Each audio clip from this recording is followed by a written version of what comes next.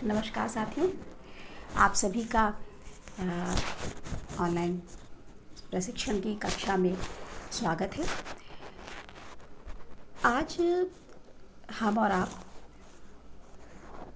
विशेष कवियों के क्रम में कबीरदास का अध्ययन करेंगे।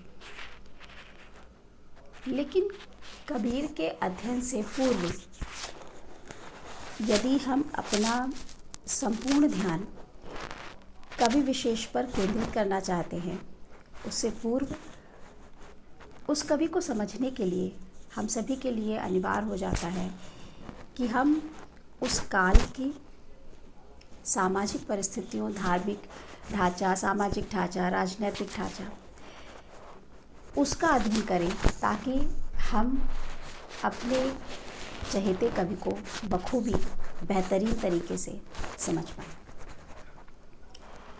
जैसा कि आप सभी को ज्ञात ही है कि संपूर्ण हिंदी साहित्य को मुख्यतया मोटे मोटे 4 भागों में विभाजित किया गया है, जिसमें कि पहला भाग है आदिकाल, उसके पश्चात आता है पूर्व मध्यकाल अर्थात भक्तिकाल, उसके पश्चात रीतिकाल और इसके बाद आता है आधुनिक काल। कबीर की यदि बात करें तो कबीर, तुलसी, जायसी, सूर या अन्य कवियों को पढ़ने से पूर्व हमें भक्ति काल की पृष्ठभूमि को जानना ज़रूरी है। इसी क्रम में हम सब लोग आज चर्चा करेंगे भक्ति काल की भक्ति पद्धति पर। देखिए दोस्तों, भक्ति सदा सर्वदा 2 रूपों में गतिमान रहती है। एक पक्ष होता है सगुण और एक पक्ष होता है निर्गुण। भक्ति काल में भी भक्ति की 2 प्रमुख धाराएं थीं, जिसमें से कि एक सगुण धारा थी और दूसरी निर्गुण धारा। यह ज़रूरी है जानना कि भक्ति अपने आप में महत्वपूर्ण होती है उसके लिए चुने जाने वाले साधन से। यानी साधन कोई भी हो, अल्टीमेट जो हमारा गोल है, जो हमारा लक्ष्य है, वह ज़रूरी है। भक्ति ईश्वर का आराधन, ईश्वर की प्राप्ति, वह मुख्य है और उसको वहाँ तक ले जाने वाला मार्ग 2 है, एक निर्गुण भक्ति और एक सगुण भक्ति।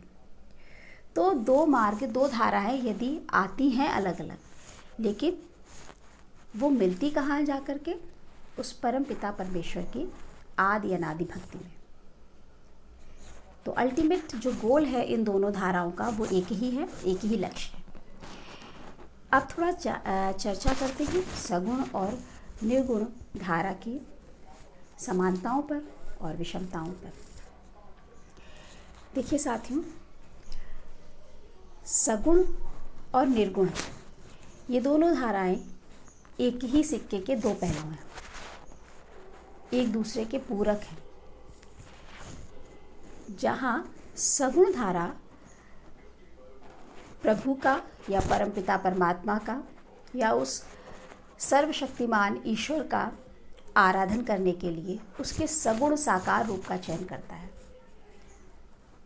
वहीं दूसरी ओर उसी सर्वशक्तिमान ईश्वर की आराधना के लिए जो निर्गुण धारा के भक्त हैं, वह उसी ईश्वर की निर्गुण निराकार प्रतिमा का चयन करते हैं।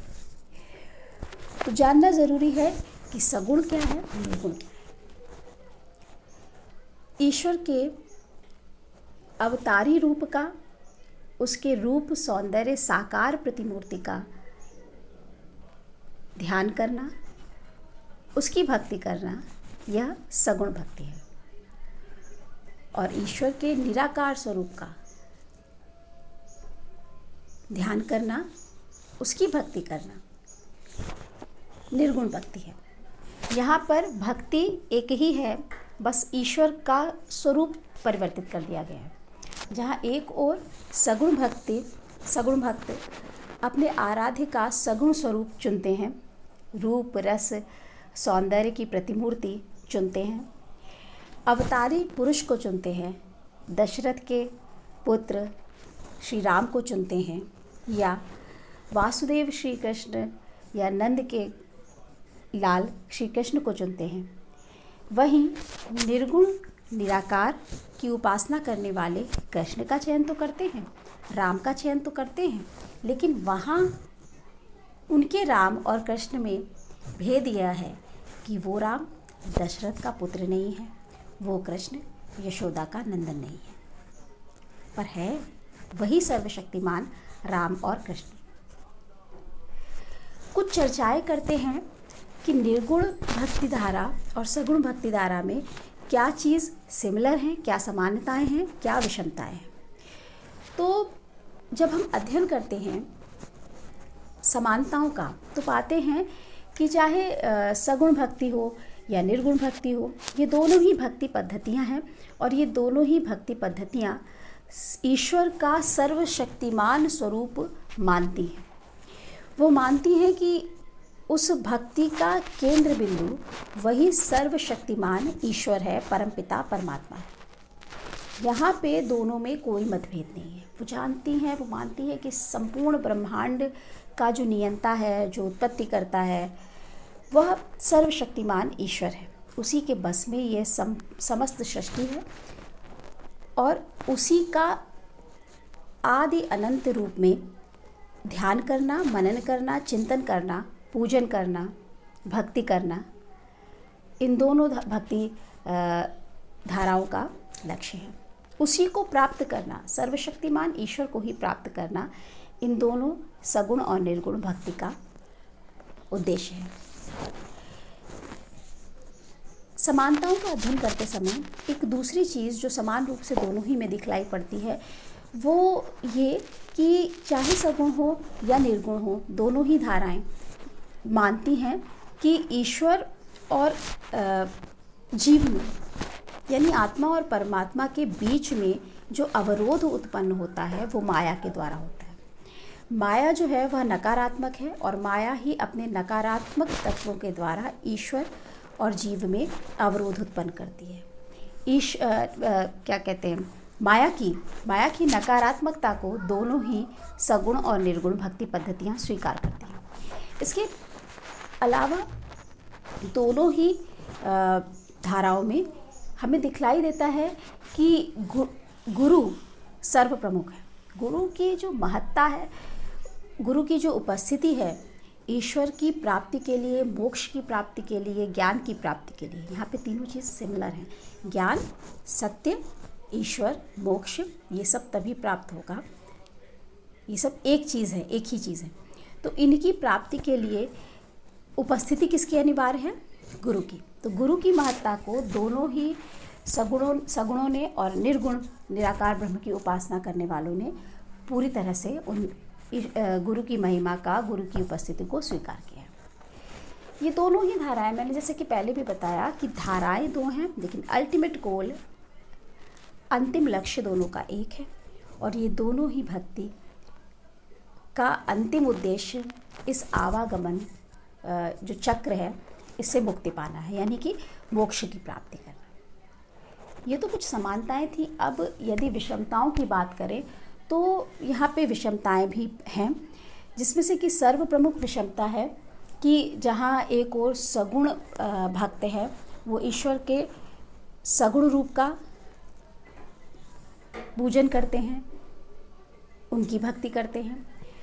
वहीं दूसरी ओर जो निर्गुण भक्त हैं वो निराकार ब्रह्म का पूजन करते हैं।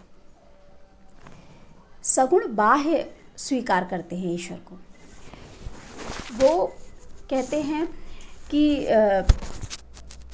एक कहते हैं ना लालित्य, बाह्य रूप में, यानी कृष्ण को जब नंद भवन में या कुंजों में या गोकुल में वो बाह्य लालित्य देख करके कृष्ण की भक्ति में भाव विभोर हो जाना, उस बाह्य सौंदर्य का महिमा मंडन करना, ये सगुण है। और इसी तरह से इसके विपरीत निर्गुण जो है वह ईश्वर के अंतर सौंदर्य का महिमा मंडन करता है। वो ईश्वर के अंतर सौंदर्य की गरिमा से अभिभूत है, प्रेरित है। जो सगुण है उनका जो आराध्य है वो लीला अवतारी है। वो अवतार लेता है, वो जन्म लेता है, अवतार लेता है, इस धरती पर आता है और उस लीला अवतारी उस आराध्य का आराधन करके सगुण अपनी भक्ति पद्धति को चलाते हैं। इसके विपरीत निर्गुण भक्ति धारा में ब्रह्म की अनुभूति, लीला अवतार की नहीं, लीला की नहीं, अवतारी की नहीं, ब्रह्म की अनुभूति को स्थान दिया गया है। जो ब्रह्म है, परम ब्रह्म है, उसकी अनुभूति को स्थान दिया गया है। तो ये तो था कुछ चर्चाएं सगुण और निर्गुण में साम्य वैषम्य की। इसके बाद हम चर्चा करेंगे कबीर दास की भक्ति पद्धति की।